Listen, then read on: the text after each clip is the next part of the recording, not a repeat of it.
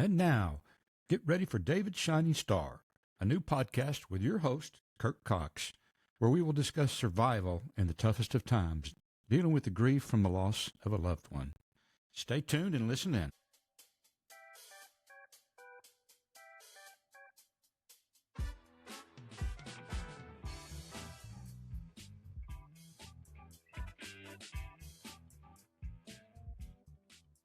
Welcome back to our second episode.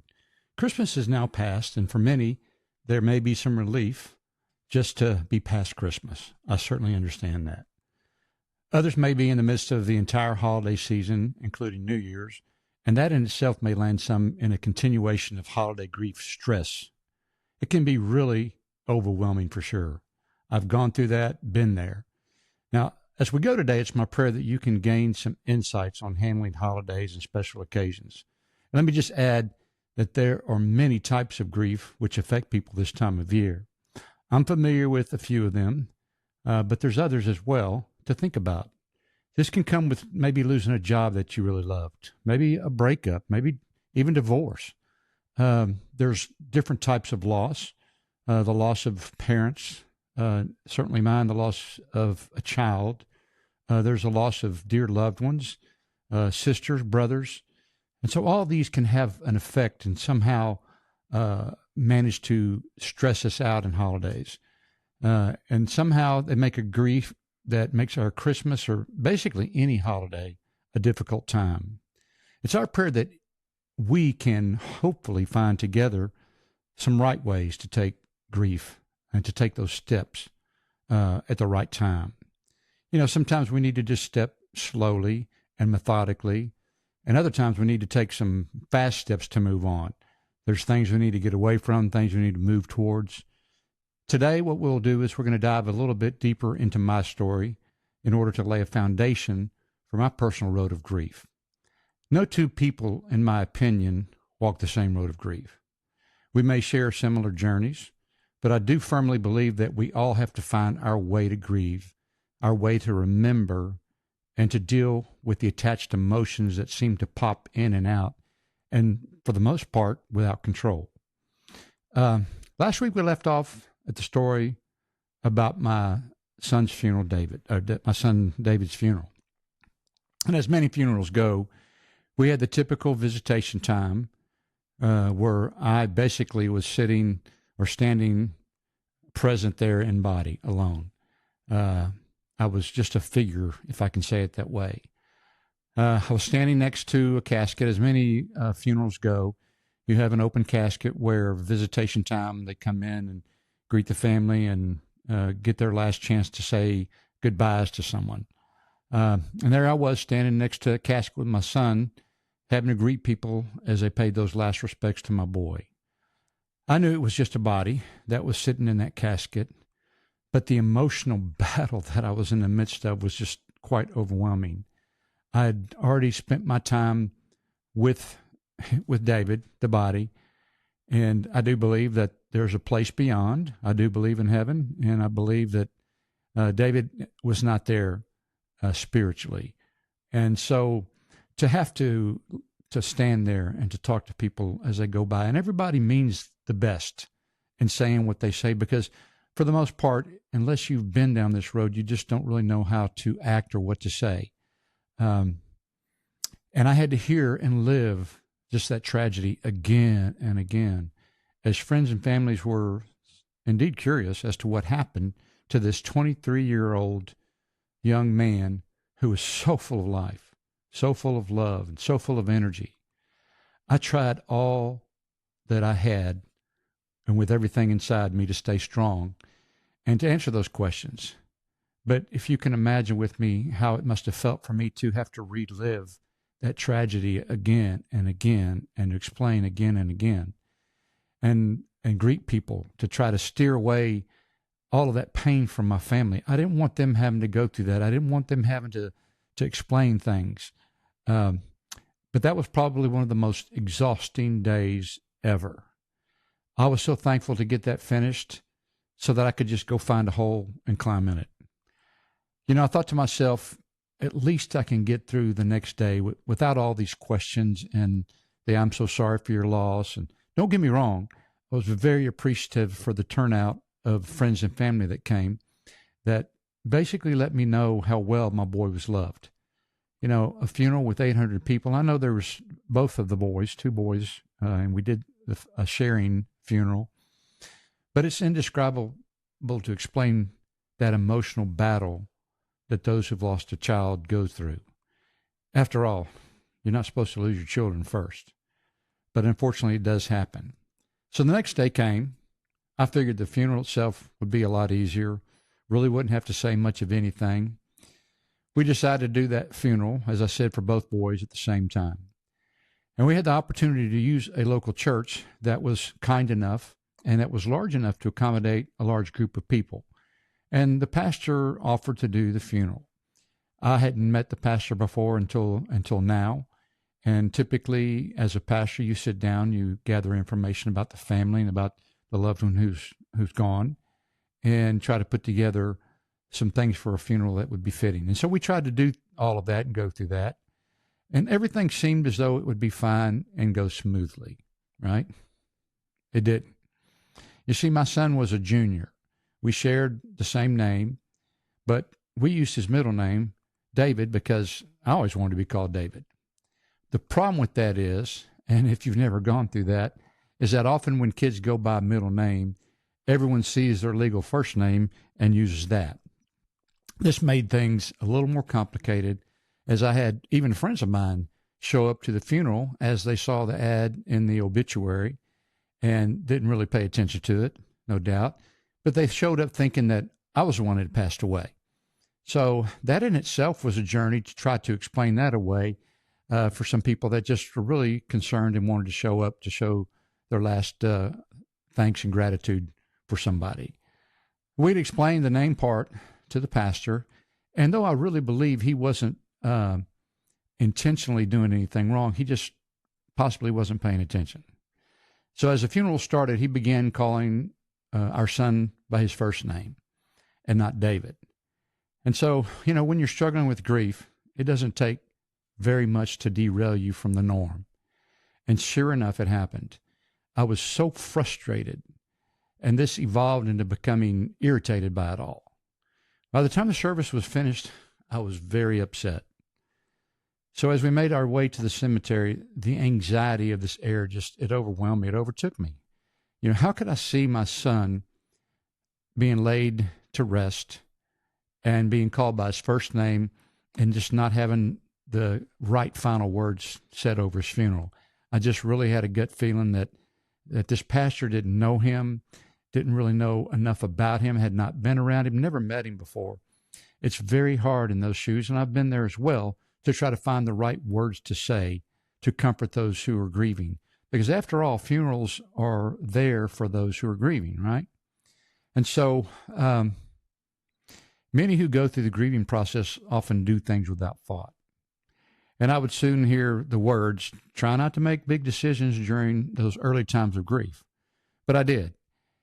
And for the funeral, I suppose that necessarily wasn't a big decision, but it was something that I felt like I needed to do. And I decided that if things were going to go right, I was just going to have to step in and take over the burial. And I had been in ministry before. I'd performed weddings and funerals, so I knew what to do. So there I was, encompassed with grief and attempting to perform my son's burial service. Again, one of the most difficult things I ever had to do. But I did it, got through it, stayed strong, didn't break down very much that I remember. And the burial went well, I do believe. But I found out this would be a beginning for me in learning how to just bottle up that grief and hide the pain.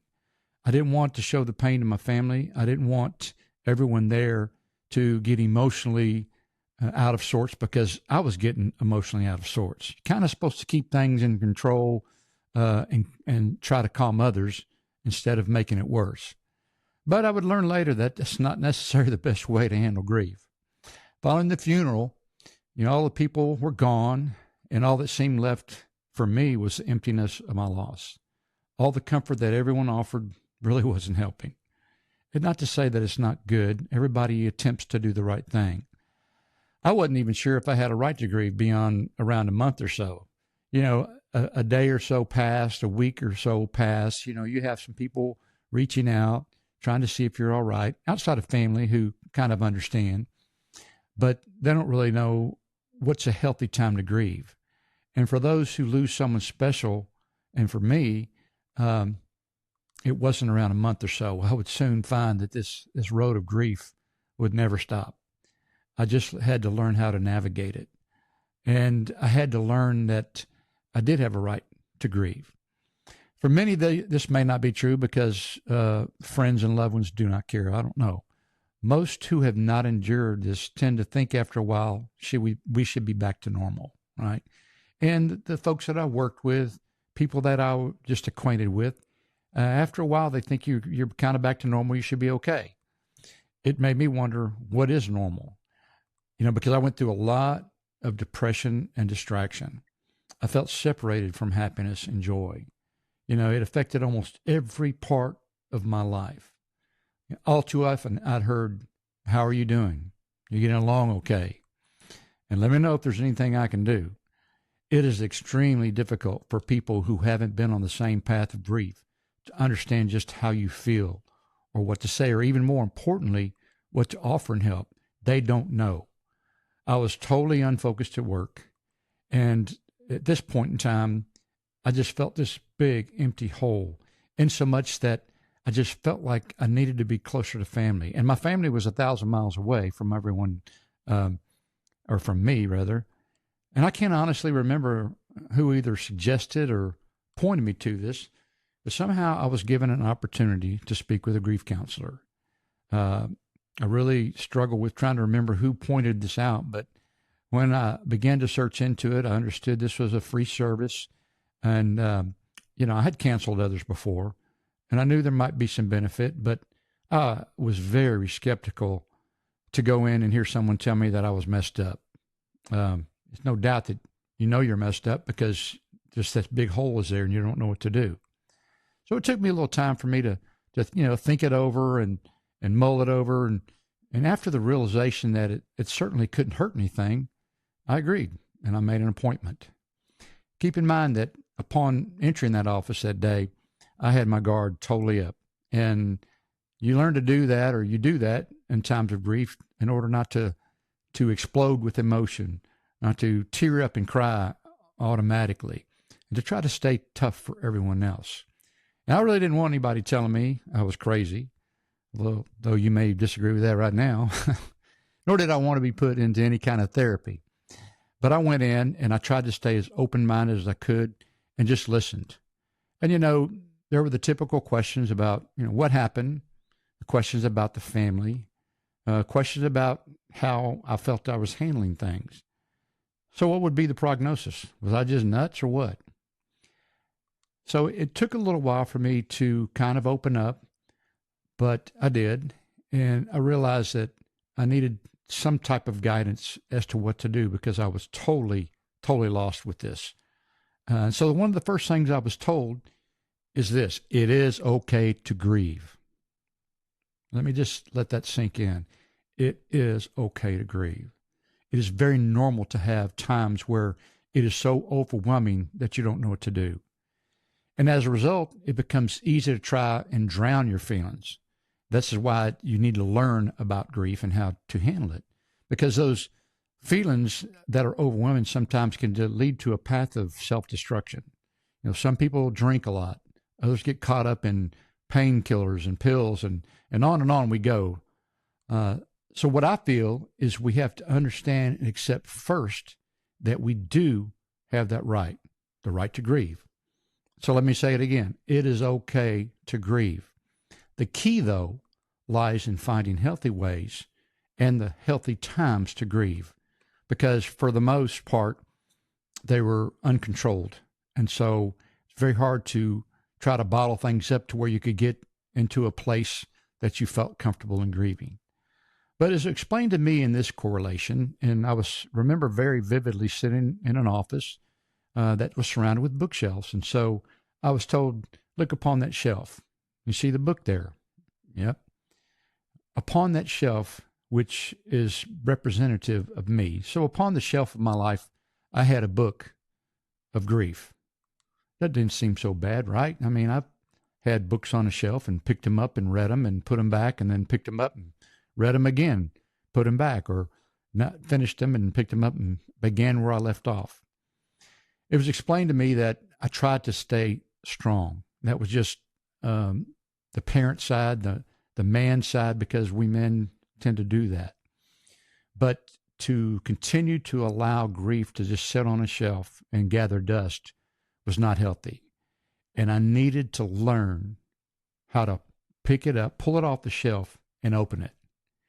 Now, if you think that talking about your grief is tough, try to open up the book and really deal with it. It can be very overwhelming and tough if you haven't dealt with it in a while, which is why, and even to this day, if I bottle it up for too long, all of a sudden a song comes on. All of a sudden I see something, I hear something, smell something, just so many things that can trigger those emotions. But they will come, and then all of a sudden I'll find myself in this overwhelming point again, and I have the realization that I got to pull that book off and deal with it, right? So in order to deal with that book on the shelf and opening up your emotions, it brings you to a place of vulnerability and not being strong for everybody else. I am typically very reserved in showing emotions, especially ones that involve tears. So this would not be easy for me at all. And to be honest, it hasn't been easy. But I will say that after hearing all of this from my grief counselor, it somehow stuck. And many times I would just revisit that session to try to handle my grief. Somehow, by the grace of God, though, I managed to work through it a little bit at a time. And also, I managed to get rehired in the plant that I worked at back home. So by the end of the year, I was back living close to my family. And what did that do for you, you ask? Well, you'd be surprised when you're so separated from your family by distance, how that 1,000 miles can make a big difference in how you feel. You already feel disconnected. You already feel alone. You already feel like no one understands. But there is relief in being close to your loved ones. And so if you have that relationship, it's good to wrap your arms around it, so to speak. I was close enough with my mother, my parents, that it did help me to get close to them. And when I moved back, it was as easy as just either picking up the phone and, for me, making a visit by stopping. And not that anything needed to be said specifically, but just to be able to share my love with them and allow their love to reach for me. And so just spending some time with them would find comfort for me.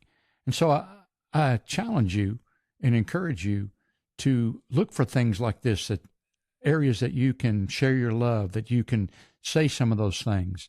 I believe that if we can hold close to us those that we love dearly while they are still with us, it'll help us. And possibly, maybe we could even tell them how special they are to us.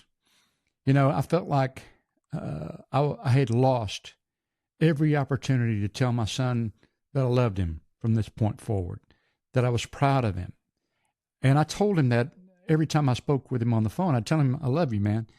But was it enough? And those are the things that you go through. You question, did I do enough? Did I say enough? Was I there enough? And so you go with those things.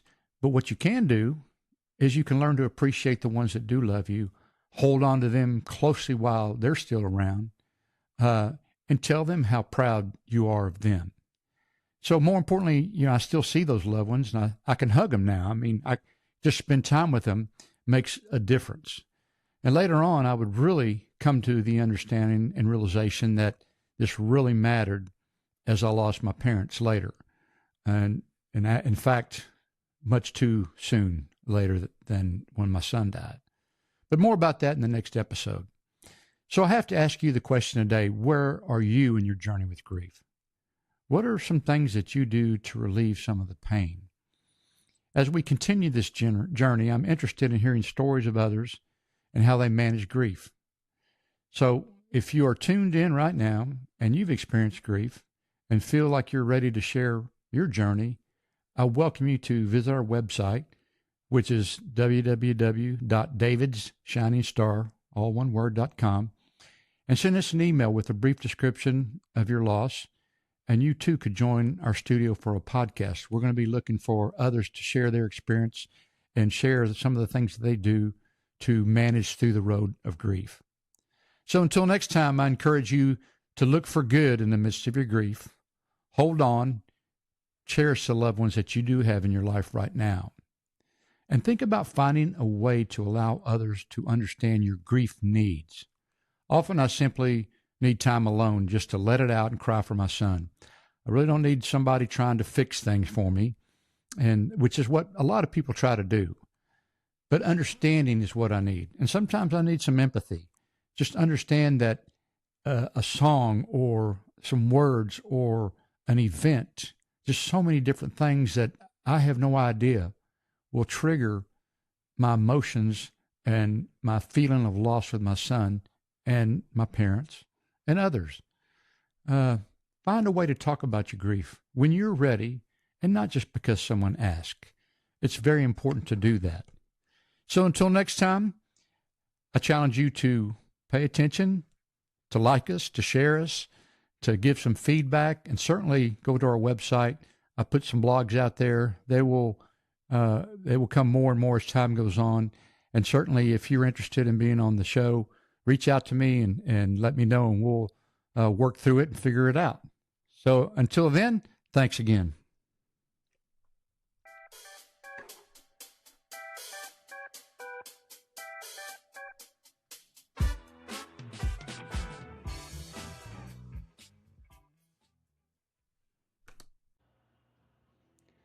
Thanks for tuning in today.